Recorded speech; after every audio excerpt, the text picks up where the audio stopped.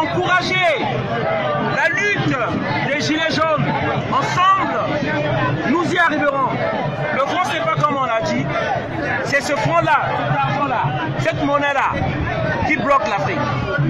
Je vais rappeler dans le détail parce que je ne vais pas être longtemps. Avec les accords du franc CFA, qu'est-ce qu'ils ont fait? La France a exigé, dans le compte d'opération, que les pays africains doivent verser la totalité de leurs transactions, de leur argent, dans les comptes d'opération. Et la France prend cet argent-là, il paye la dette avec cet argent-là. La dette de la France, on paye ça avec de l'argent africain. Il nous bloque les devises. Nous avons pourtant besoin des devises. Par exemple, lorsque nous vendons notre pétrole ou nos minéraux aux Américains, ils nous donnent le dollar.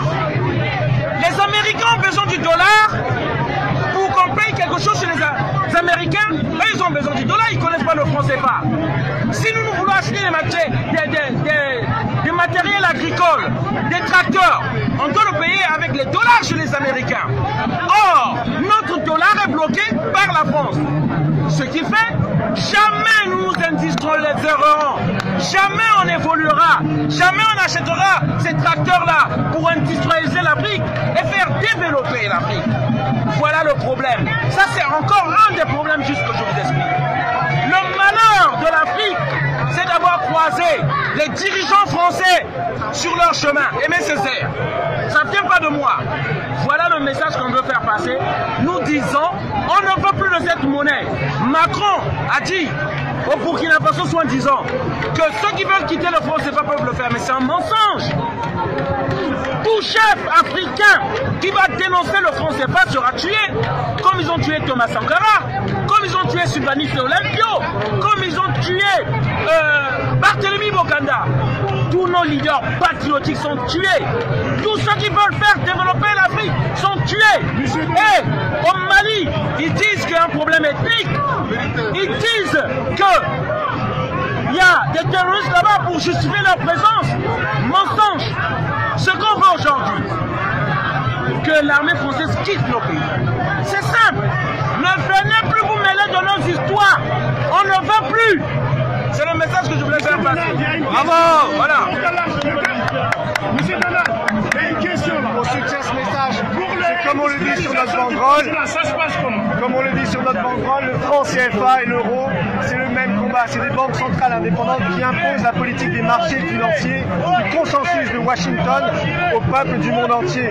Je vais vous lire quelque chose de Modibo Keïta. Modibo Keïta en 1962.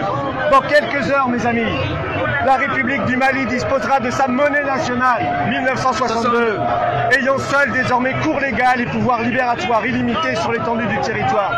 Mes chers collègues, aussi loin que nous remontons dans le temps, l'histoire nous enseigne que le pouvoir politique s'accompagne toujours et nécessairement du pouvoir de battre monnaie, que le pouvoir monétaire est inséparable de la souveraineté nationale, qu'il en est le complément indispensable, l'attribut essentiel. Pouvoir politique et pouvoir monétaire ne sont donc à dire vrai que les aspects complémentaires d'une seule et même réalité, la souveraineté nationale. Voilà ce qu'on disait dans les pays africains en 1962. En 1962, on a perdu 45 ans. On voit le résultat aujourd'hui. Le FMI, la Banque mondiale ont joué la politique monétaire de ces pays africains qui sont parmi les plus pauvres de la planète. Et aujourd'hui, les massacres qu'on voit en Mali, qui sont horribles, 167 morts dans des conditions terribles, sont dus à cet héritage de la France-Afrique, sont dus aux guerres que nous avons fait en Libye. On a déstabilisé un pays complètement stable. Voilà, juste pour terminer. Donc on rejoint le combat de notre ami pour la souveraineté monétaire, le franc CFA et l'euro, même combat. Merci.